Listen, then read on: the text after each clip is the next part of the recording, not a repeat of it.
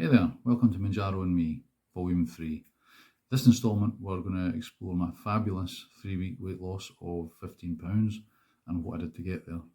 Now, as mentioned in the first video, the journey is not really about Mounjaro in itself, but it is an important pillar and component of my 2025 weight loss journey, certainly for the first 6 months. So many might claim that such rapid weight loss can't really be healthy, but I would strongly refute this. I mean, if you're significantly overweight, it's easy to get results fast if you do the right things. So I took my first 2.5 ml Mounjaro jab on the 21st of April. Pretty much immediately, I began to feel full, and it seemed to inhibit the brain signals and cravings for food. This provided that really fantastic weight loss foundation. The same day, I began using the MyFitnessPal app for the purposes of calorie counting and recording my recipes. Now, some of those I will share with you in other instalments in the not too distant future. There are of course other calorie counting apps, but I like this one for its features and its information output.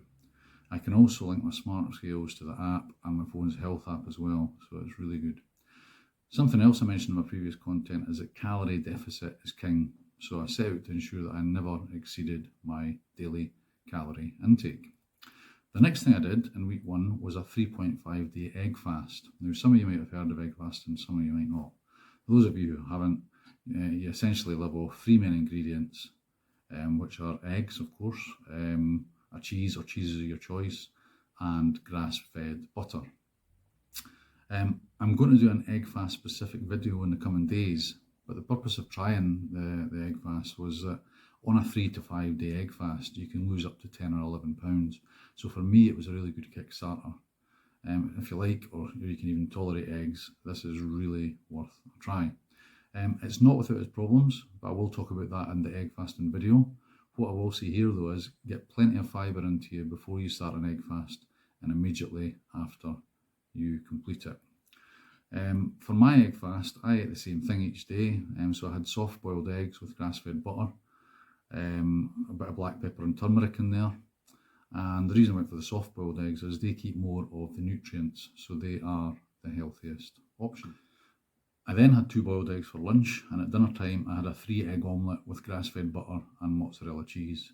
Again, I added in a bit of black pepper and turmeric, and as you might know, both of these have anti-inflammatory properties. In weeks 2 or 3, I ate healthily in the main. I had a lot of salads, a couple of healthy curries, nice homemade pestos, and a good bit of seafood. Tried to keep the carb intake quite low, and I always was careful to stay within my calorie allowance. In each of these 2 weeks, I also did a 26-hour water fast and a 12-hour dry fast, and this fitted into the principle of the 5 and 2 diet hack. I wouldn't recommend any more than 12 hours of dry fasting, but the principle of a dry fast is to give your organs a break, particularly your kidneys. Drinking plenty of water every day also helps you to lose weight. Water really is the elixir of life. I also started each day drinking a cup of butter coffee, apart from on my fasting days. So for my butter coffee, I used Holland Barrett's House Blend, which is a blend of Peruvian, Guatemalan and Ethiopian coffees. Really good taste, and I combined that with Kerry grass-fed butter. Now, Kerry butter really is delicious. The downside of it is it does contain quite a bit of salt. So after this batch is finished, I'm going to be moving on to an organic, unsalted butter, hopefully retaining some of that nice creamy taste. Butter coffee can contribute to you feeling fuller, and it can then help you to reduce your hunger.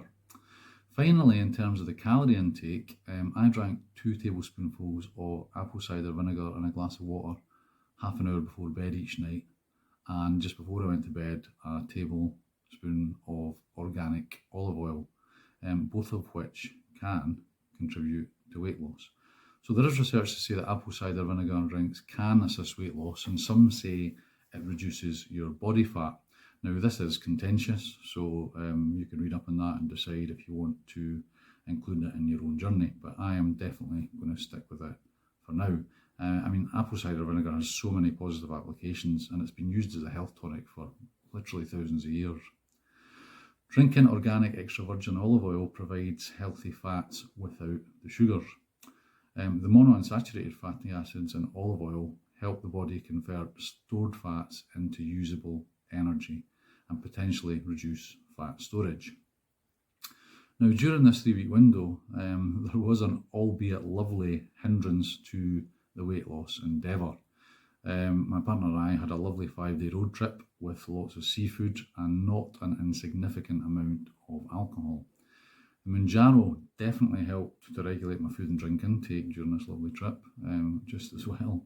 If you do like an alcoholic drink, it's important to calorie count this too.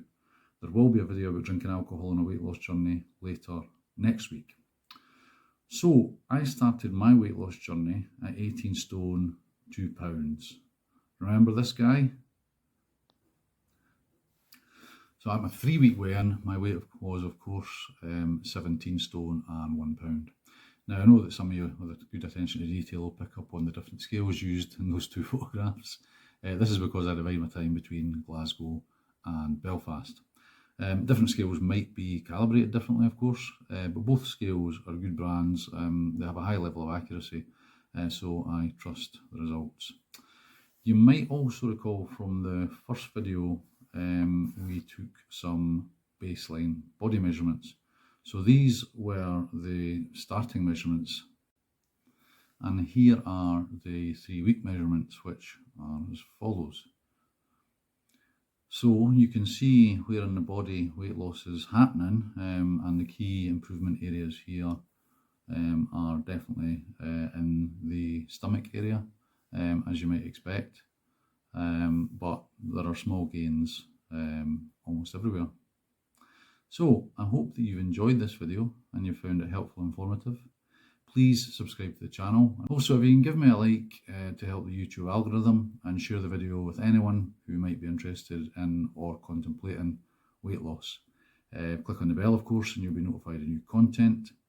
The next video will land later this week, and it's going to look at the side effects that I experienced with Mounjaro and how I managed those. So thanks very much for joining me. I look forward to seeing you on the next one. Meantime, drink plenty of water.